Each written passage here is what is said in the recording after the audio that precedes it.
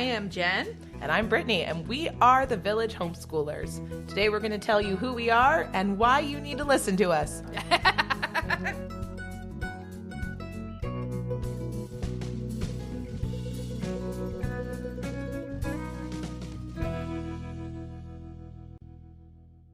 Basically, I'm a homeschooler of one kid. I'm from South Jersey, and I married a military guy. I moved all over the country, did some school, did all that fun stuff. Now I'm settled in New England, and I've had lots of jobs and lots of experiences, and I have decided I wanted to homeschool my child so that we have the opportunity to travel to see family whenever we want, and that we can kind of suit our educational goals on what we think is important in life. In the beginning, I was pretty desperate to have friends and community. I was kind of pathetic. She was not pathetic. So our only interactions with other kids were story time at the library, and my 6-year-old son, who was in first grade, was kind of quickly outgrowing the toddler group there. And we really just wanted something else. And I did a Google search and found a 4-H group, and I said, sweet, we have chickens, 4-H. And I found out that 4-H is not about chickens. Not all. Or tractors or any of that other fun stuff. I mean, it is sometimes. Yeah, it can be. Yeah. But this one was not. It's just child-based learning. And I found this group, and it's been great. And so how long have you been homeschooling? Since my child was a kindergarten, I guess. So you're getting close to a decade. Decade? My kid's, well, I guess. Yeah, I mean, he's 11. I wasn't homeschooling since he was 1. Let's be realistic. Aren't we always homeschooling though, Jen? Yeah. Maybe up there. So my name's Brittany, and I also was a military spouse. I also traveled all over. I'm actually originally from Florida, so different part of the country than Jen, but lived on the East Coast, several places, while I had actually my children. I have 3. In fairly quick succession. They're all pretty close together in age. And then we finally ended up in New England as well, where we stayed. And I myself am a homeschooler. I was homeschooled as a child. I actually was homeschooled and in public school and in private school, if I go back that long. And so I didn't ever, when I was homeschooled, I never thought, oh yeah, I'm going to homeschool my children. It kind of didn't even occur to me. I went to college. I loved being in college. College was a really great experience for me. And I worked in media, and on a kind of fluke, ended up teaching high school because of my media experience. And I did that for a few years. And then I had a baby. And I remember distinctly thinking, I'm going to send this baby off into the world 8 hours a day without me. Yeah. Yeah, like I understand that. Yeah, I was just like, until she was in my arms, I was like, oh my gosh, I don't think I can do that. And so I just, I had been homeschooled. It was a frame of reference I had. And so I started to kind of ponder that thought. And as I had my second and my third, and then my first baby approached kindergarten age, I realized for me, I just did not have another choice. So I actually joined a co-op. Not here. I wasn't living in New England when I joined my first co-op. I joined a co-op down south, and we were in that co-op for a year before we moved. And my oldest daughter just loved it. I mean, she loved it. She's an extreme extrovert. It made everything about our homeschooling experience so much more successful. So when I moved up here, after I unpacked our boxes and figured out, where all my crayons and school supplies were for my house, I was like, okay, we need to find a homeschool co-op because my oldest child really, really, really needed that social outlet with peers. And she's a dancer. We had dance lessons and dance classes, but other than that, which, wasn't taking up a ton of our time, we needed a social outlet. And so just like Jen, I Googled and found the closest homeschool co-op to me, and which is also a 4-H group. And I sent an email to one of the leaders at the time, and I was like, hey, my child is almost the age. Can we please join? And she was wonderful and welcoming. She's still a friend of ours. And she said yes. And so I think that was about 4 months before you. Yes, correct. Yeah. So But my child's slightly older than her child. yeah, my oldest. But within 4 months of each other, we both joined the same homeschool co-op in the Northeast part of the country, and kind of set off on that journey. So yeah, it was at that point, I don't think any of us saw where we were going or where this co-op was going. It was a pretty new co-op when we joined. Mm-hmm. And 3 of our friends, who are still our friends and lovely people, were kind of starting it up and getting it going. And we were just kind of along for the ride at that point. Mm-hmm. My youngest child was still a baby. My only child was 6, so he was in 1st grade. Oh, they were little. Yes, they were very little. They were just doing this like theater class. Yeah. So they did a little play, and it was just... And a talent show. The talent show for the little ones. And it was fantastic because he had no friends. He was like, he told me, he's like, I'm so happy that I have friends now. And that made me really sad because I hate to be a stereotypical homeschool parent because my kid had no social interaction. And it's terrible because he's an only kid. So it was just me. I was his only playmate, which is lame. She's a pretty good playmate, though. I am a pretty good playmate, but not as cool as other kids. So it kind of took off. It was this small co-op with great people. Mm-hmm. We had such a good time, and we were kind of along for the ride. But, and I'm sure over the next, however long this podcast goes on, we'll talk about this. Those 3 wonderful mothers who were leading that co-op needed a break because leading a co-op is a lot of work. But it doesn't always have to be. That's true. So we have kind of, now that we're the leaders of this co-op here, we've kind of restructured things and made it so it's not so overwhelming and, so that everybody can do it. Well, so that being said, it makes it sound like we were just jumping and gung-ho to lead this co-op though, Jen. Which we were not. We were asked multiple times by multiple leaders, like, hey, would you like to do this for a little while? And no. And it wasn't a mean thing. It just, we saw how stressed they were and we saw how much work it was and how many meetings and all the... And you're accountable to people, and the co-op was growing, and we were just like, oh, this seems like, I don't know if we're suited for this. Yeah. So we said no a few times, but we are not, as you have probably guessed, quiet people.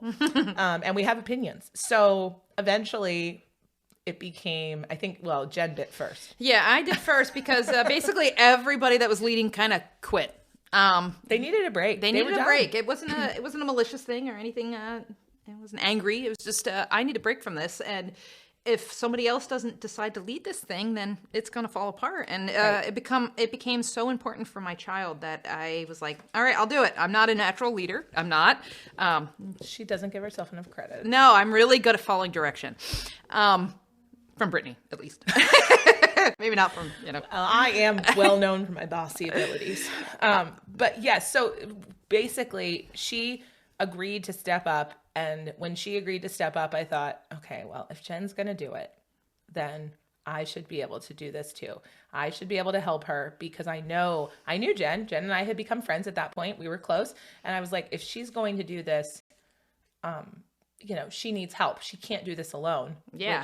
And we still had another leader that was still helping us, but it was quickly becoming just an overwhelming job for just, and, different working, different ways of running things and different personalities. And, we kind of were still struggling to figure out what my position was going to be in this group as a leader. And then Brittany joined, and Brittany's naturally very good at lots and lots of things. I'm very, very good at following Brittany's direction. Well, I'm very good at bossing people around. That's true. You are very good at that. And my background in communication really kind of was like, it was something that our group had struggled with in the past. And so we were like, this is something we need to prioritize. And that's always something that naturally comes to me. So I was ready to just like, okay, I'm happy to do this. There are other things that our co-op needs that I am not happy to do, which I'm sure we'll talk about in upcoming podcasts. And we don't lead this co-op alone. Yes. We have another co-leader of our co-op who is amazing. And she was actually willing to take some of the things that when I was like, hey, okay, I'll do this, but I am not comfortable with these pieces of the job. I need help. This isn't, where my strengths lie. And she was willing to do those because we have different strengths. And that was great. So, we kind of got going. We kind of started leading this co-op. One of the founders of our co-op was still leading with us. Then she needed a break. She took a break. She's still in our co-op. And we were kind of leading along. And then, like every single organization in the entire world, March 2020 COVID. hit. Yeah. And COVID hit. And we were kind of, I think I texted Jen and our other co-leader, and I said, well, I think we're going to have to postpone our co-op for a couple weeks. Yeah. And we were like, okay, let's try next week. And then it was the following week. And then it's like, crap, this is not going to happen this semester. Yeah, we are just not going to do this. And so it was like, it was initially like, okay, well, guys, we were going to start back up. We were on a break when COVID hit. We're going to start back up and just let's push it back 3 weeks. For 3 weeks, we were doing, and I remember Jen texting me, and we were going to teach a ballroom dancing class in our co-op. One of our lovely mothers is going to teach this ballroom dancing class, and she goes, well, how are we going to do that if they can't touch each other? And so it was like we were just worried about ballroom dancing. I think we didn't realize the scope of where this was going. Who did, right? So we just, after a couple weeks of pushing it back, we were like, okay, we're calling it. We're going to take a break. We don't know what's going on. We rent a church building for our co-op. We are not a religious organization, but we rent one. And the church we were using was closed to the public. They were doing some homeless outreach, but even the church members were meeting virtually. And so that's what we kind of did. And we did a little virtual. It wasn't a huge hit for our kids. Yeah. Or us. We're just not a real virtual people. And it's really hard to kind of do virtual coloring and virtual painting Legos. Classes. Yeah, virtual Legos. I mean, they tried. And at first the kids were like, cool. And then the kids were like, I don't know. This isn't really our thing. Yeah.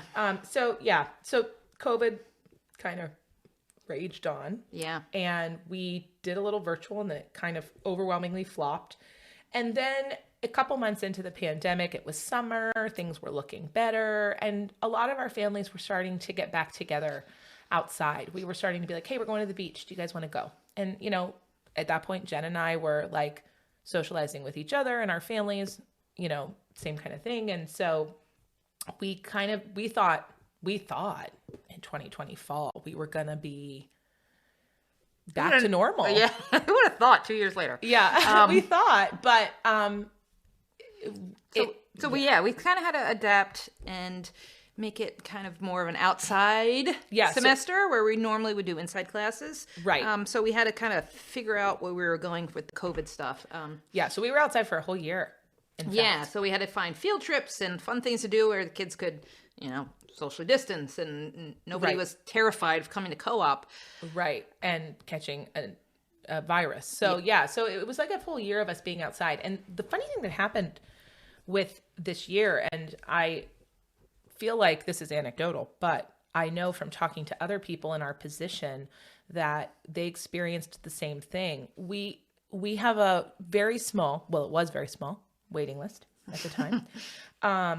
And we were just we get an email every time a family would join the waiting list. And so I don't know, before 2020, it was probably every couple of weeks we'd get an email, and we'd answer them, and we'd talk to them, and they would probably join our co-op pretty quickly when a session would open up.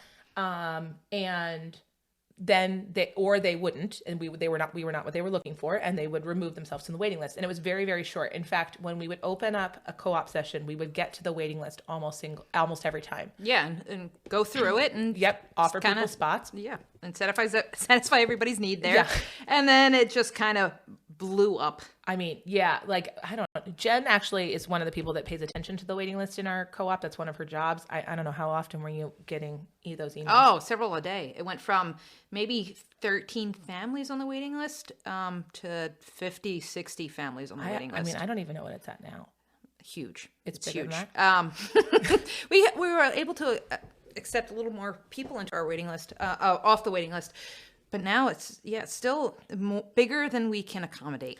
Right. And the emails we were getting, instead of just hey, I'm joining the waiting list, I'm looking for a homeschool co-op. They were they were really kind of begging, pleading. Yeah, people are on the waiting list that have 2-year-olds that aren't even school age yet, but they're so desperate to get into our group that they're asking us to join the waiting list now in hopes that when they're of age that they can join.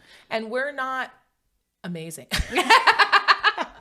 I mean, we're not. We're a homeschool co-op. We're your average homeschool co-op. We're doing, we of course love ourselves and love the people that we're in this community with, but there's lots of communities all over the country doing this, and that we're doing this pre-COVID. It's just that the amount of people who have decided to homeschool and kind of work and live in an alternative education environment has just grown so much in our country. I think the last stat we saw was it's tripled. Homeschoolers have tripled. Mm-hmm. And I think what happens is something happens. Something happens for everybody. And it's a different reason for everyone, right? You've got school shootings. You've got Common Core. Yeah. You've got people, I just had a long phone call with somebody on our waiting list who was talking about racism in the school systems that her children had experienced not once, but twice. And she just said, I can't do this anymore. I'm taking my children out. And that was pre-COVID. And so now that COVID has hit, now even more people are just so frantic. They're tired of the back and forth. Some people want the mask. Some people don't want the mask. Some people are just terrified of having their kids around other children. Some people are the opposite, where they just want their kids to have a normal life.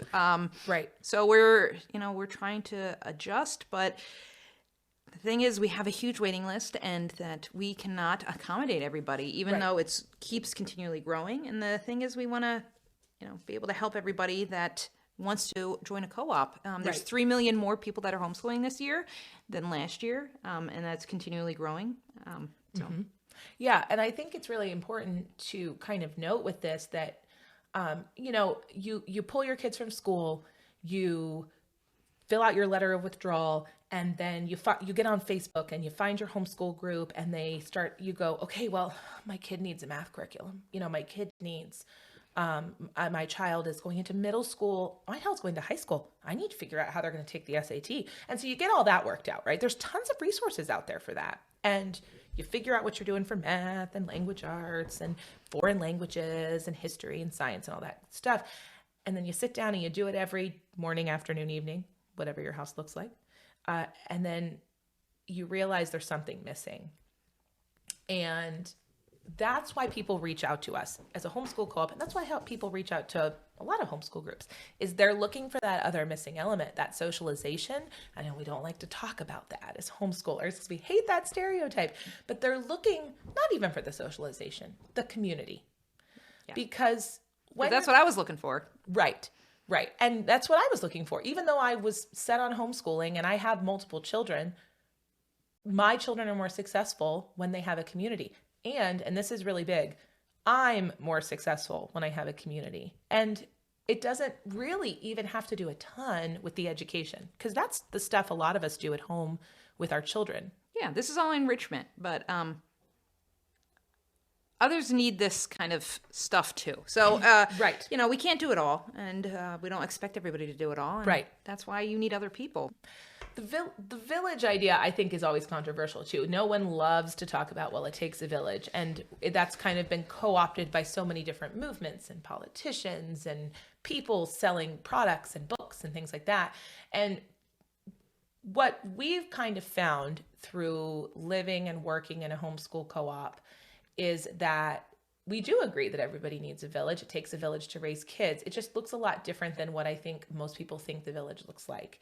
And we understand that kind of intrinsically as human beings. We understand that from a historical standpoint, people were born and died kind of in their same little village, right? Mm-hmm. And your village was your families, your mother, your father, your aunts, your uncles, the people around you that supported you and helped you raise your children and educate your children and take your children places they needed to go and provide healthcare for your children and all these other things.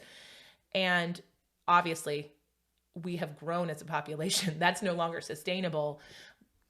But our human need for that kind of hasn't left, especially when you're raising kids, especially as parents who are maybe not always in the traditional workplace.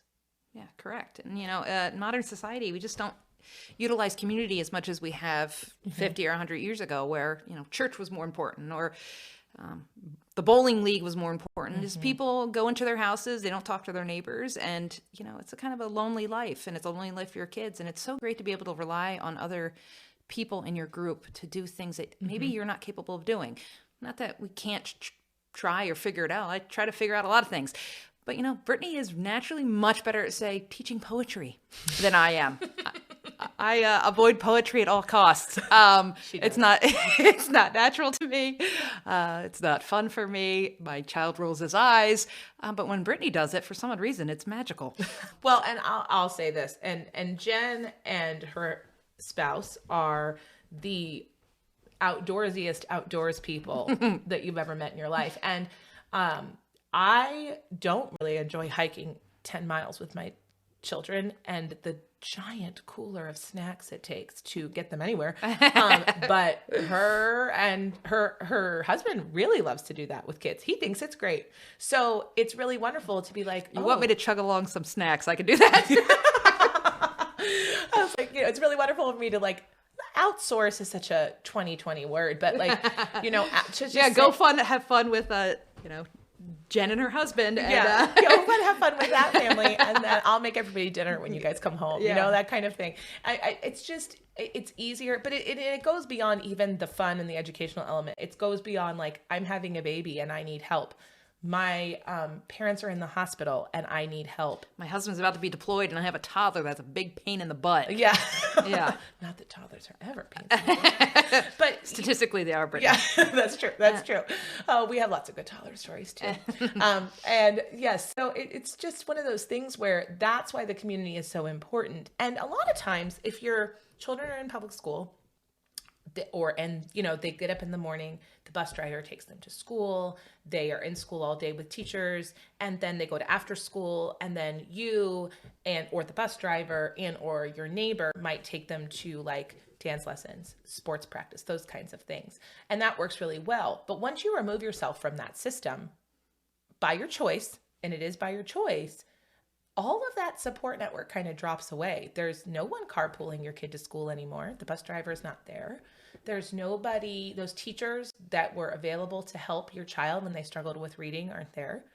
The 20 other kids that entertain your child all day, they're not there anymore. Who are you inviting to your children's birthday party, right? Yeah. And so this is why the village, the community is so important to us. And we'll talk so much about this over the next couple podcasts, but we find it's important for all of the members of the family. Even if it's just like we have a text train and we'll just like be like, my children are driving me crazy. One of those, oh my gosh, they're like literally, we've spelled 2 words in 20 minutes. What's wrong? Yeah. And it's just one of those things where the rest of that community that you're in with these people who care about you and your child are able to say, oh, that's really normal. Yeah. She's a preteen. They're going to be resistant. They're not bad kids. They're just being resistant. Yeah. Or like, hey, Brittany, this spelling program is not working for my child, and this is the 4th one I've tried. Give me some advice, please, because I'm so desperate. Yeah. I mean, half of our texts sometimes I also think are upcycling items like, hey, my child grew out of their size 8 snow pants. Does anybody need them? I mean, that's half of what we do on that text train. But that's literally clothing our community, in a way, if you think about it. And so that's why it's so important. And so that's why we're here. We're here to talk about creating the community, clothing the community. That sounds so like a literary reference, but just being in community with these people. And if you start small, with this little co-op of kids who are going to go to the park and go on a nature walk. And then what you can build it into, even if you're not, like Jen says, a natural leader, even if you're, somebody who has 1 child or 7 kids or is an introvert or an extrovert, what can you do to kind of create that community so that you and your family are the most successful at this? Because you can homeschool alone. You can. It just sucks. Yeah. It just sucks. I did it for a year and it really, my poor child, and me too, I was totally lame. And I really needed friends. And now I have lots of friends, like more friends than I even care to have. And I love them all, but we're a lot. It's a great problem to have. Really. Yeah. But yeah, it is great. I guess that is. It's a good problem to have. So we know that a lot of people come to homeschooling from a different place for a different reason. We know that. We relate to that. In our group alone, we have people who have come for lots of different reasons, lots of different backgrounds, lots of different belief systems. And it's always, a fun challenge to figure out how we balance that with everybody.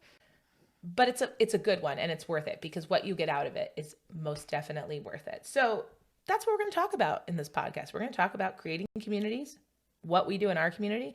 Hopefully we can talk to people in other communities, because we are not the only model you should or could follow. Exactly, because we might not check every box that you are looking for. Maybe you're looking for something a little more religious than us. Maybe you're looking for something a little more structured than us. Who knows? Exactly. But we're here to help you create your own community and whatever suits you, and give you the support you need to realize that you can do it. And because we can, if we did it, then just about anybody can, right? Yeah. But you just need a little help and a little kind of push in the right direction. So I totally agree. And so, so that's what we're going to talk about. We hope to invite other people from other different kinds of communities and homeschooling communities, co-ops, playgroups, outdoor groups, maybe groups that follow certain curriculums. And if that's you and you're listening to this, please reach out to us at thevillagehomeschoolers@gmail.com. We'd love to chat with you. We'd love to have you on, because we want to expand the horizons of homeschool communities as much as we possibly can for anybody listening. And we just want to answer your questions too, which is kind of how we've talked about this. And of course, we're new. We're not expert podcasters. Speak for yourself, Brittany. Jen's been practicing. We are new to this whole podcasting gig, but we want to answer questions. We have an Instagram, which you can follow, and we have a Facebook page, which you can follow, and we're gonna periodically put out calls for questions that people may have about. I guess we can answer questions about ourselves, but more about. Yeah, I'm really not that interesting. Yeah, we're not that interesting. And there's certain things we're just not going to talk about, because we're not dragging all our friends and family into this escapade with us. They're supportive. They're the only ones listening to this right now. But they don't want to hear us tell their personal life stories. But we will, I guess you could ask questions and we just don't have to answer them. But we're happy to answer questions about ourselves or about homeschooling communities, homeschoolers. Yeah. Those kinds of basically, we're just here to help. So, right. Let us help you. We did have one question. Yay. One lone question. We were so thrilled. That brave person, I think this person lives close to us, and they were being supportive and lovely. And they asked, what is a homeschool community and what is homeschool community building? So I guess homeschool community building would be any kind of activities, classes, field trips.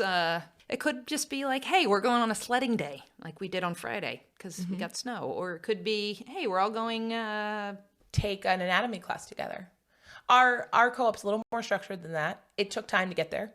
But there are groups that aren't. There are literally groups that just go to like the playground every Wednesday. Yeah. Or they alternate field trip locations, museums, or they do classes together around the kitchen table. It could be 2-3 families who are like, we don't want to do math lessons with these preteens anymore. So we're doing it together. Anything like that. It's talking about building the community, and there's going to be things that are hard. There's going to be things that aren't perfect, really, when you have big families with children, or if you Little have families. Children. Yeah. Or if you have... Way to segregate me, Brittany. Yeah, no, I'm sorry. On day one. No. Well, if you have any families with children, if you have human beings, really, it's not going to be perfect. And so... You got to try things. Right. And I think the community building comes when you work through those hard things. Exactly. So community building would just be anything that kind of brings people together, maybe enlarges your little group. Yeah. Common goal. Yeah. It's all great. Which is really exciting because next week we're going to talk about types of homeschool communities. There's lots of them. Lots. Yeah. And we want to talk about what they are and all that fun stuff. So if you have questions, you can email them to us at thevillagehomeschoolers@gmail.com. You can comment on our podcasts. You can find us on Instagram and Facebook. Yes. And we would love to chat with you there. And if you have questions, we can answer them in our podcasts. So that's pretty much it. Yeah. We'll see you later. Bye.